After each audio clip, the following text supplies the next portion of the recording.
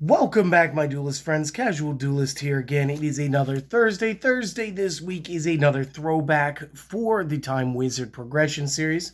Again, we're still going to be within the Critter format. So for those of you keeping track, what cards are legal, what cards are not. Essentially, Legend of Blue Eyes, Metal Raiders, both of the first starter decks. Sorry, there is a difference, and it's a slight bit of playability. The original Yugi and Kaiba starter decks. The ban list is not terrible. I mean, nothing's like truly banned yet. But again, there's like a little bit of like hit and miss type stuff. This will be our last actual deck before we get a couple of plays in. We'll take a few days. Probably next week or the week after, and we'll go ahead, we'll showcase a couple of these matches. Actually, I'd like you guys to put down in the comments of this video, if you don't mind, which of the decks that we did for the Critter format that you guys want to see.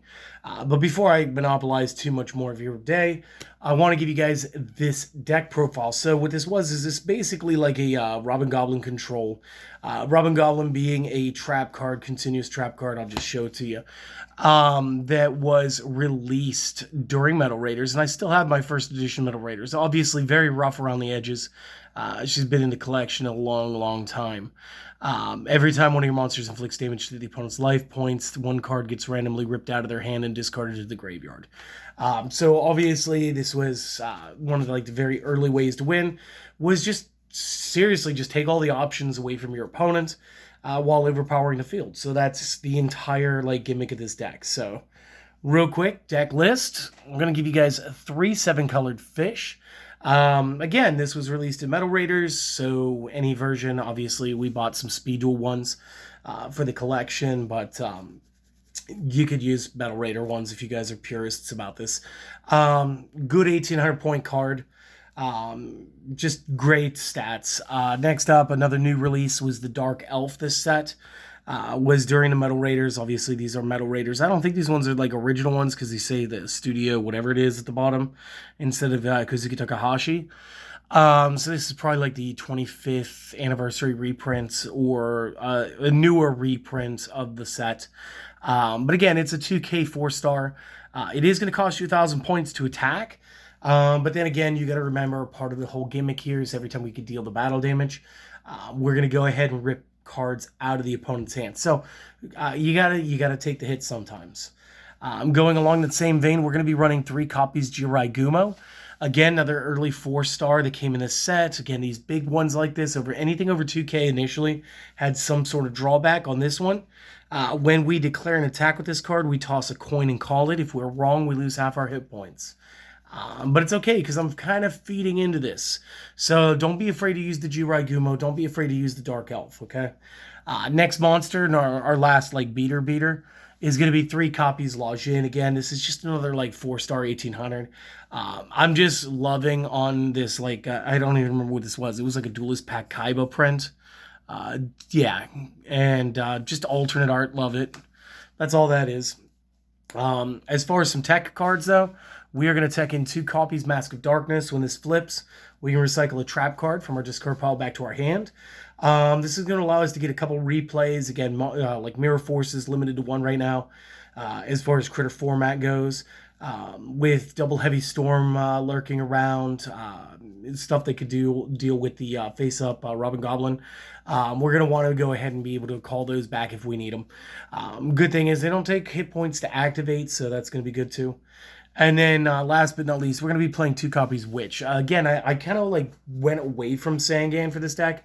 And again, it's Sangan would have only been able to search out the Mask and the Witch.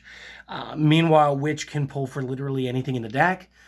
When she goes from field to graveyard during that time period, she's going to allow you to trigger a search monster from the deck, 1,500 or less defense points, and you get to add that card to your hand, shuffle afterward. And again, Witch just tutors out to anything. You want Lajin, great, he's got 1,000. You want Jiraiya, I want to say it was 0. No, it's 100. Dark Elf was the inverted of Mystical Elf, so that makes her 800. And then 7-colored fish is somewhere in that ballpark too. So everything is absolutely searchable. Now moving over to your spells, This first one kind of runs double duty for you. Because of the way that Exodia is just good in this time period, the double card destruction not only helps you edge against your opponents playing Exodia, which again, you're going to be running the Robbin Goblin anyway, so like that kind of goes hand in hand. This will also help you get to your key pieces faster, and this is why we don't mind if we throw something away, because we do always have the Mask of Darkness to go ahead and recycle the traps. You are going to use some pretty staple plays, like you're going to get the Change of Heart. Again, battle damage is always easier if we could just do it directly, take their monster away from them. We're going to use a single copy Dark Hole because, again, destroy field, fine. 3 Fissures because, like, just the tech poke destroy is fine. The double Heavy Storm because, again, it shouldn't just be relegated to our opponents. We don't want to fall into a bunch of heavy back row either. But we also, again, we have the Mask of Darkness. We can recycle our own traps. Or we just don't set them until after we've resolved a Heavy Storm. Single copy Monster Reborn, good tech here. Single copy Pot of Greed, staple in this time period. Single copy Geki if you had it. Obviously, since we're playing a time period, Raigeki's been released so many times. It was in structure decks. We've got commons for it now. So you just play those. One of the cards that's limited to 2, like the Sword, or like the Storms, we're going to play 2 copies, Swords of Revealing Light. Again, sometimes, depending on what you're playing up against, you will have like a bunch of flip effects that might go off. It might be good to try to resolve those just in case you don't want to run into like Man-Eater bugs or something, because Man-Eater bugs are still going to be kind of relevant.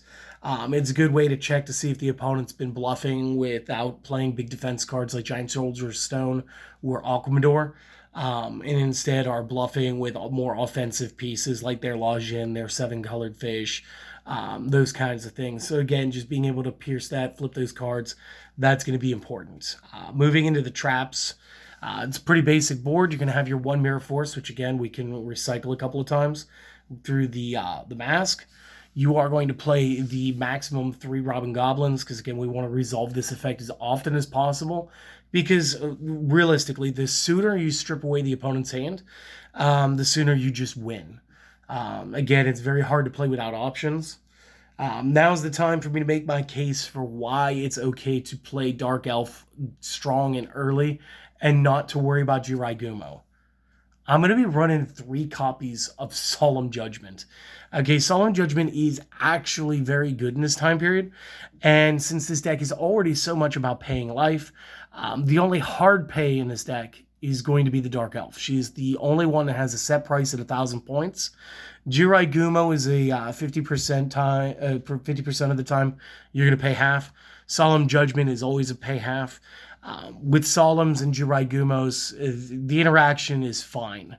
As long as you don't just take a big hit to the head, straight to the head, which is again why we're going to be playing the Mirror Force, why it's important to have the masks, why it's important to have a huge offensive lineup, why Swords of Revealing Light is so important, why you want to have the Heavy Storms to clear boards.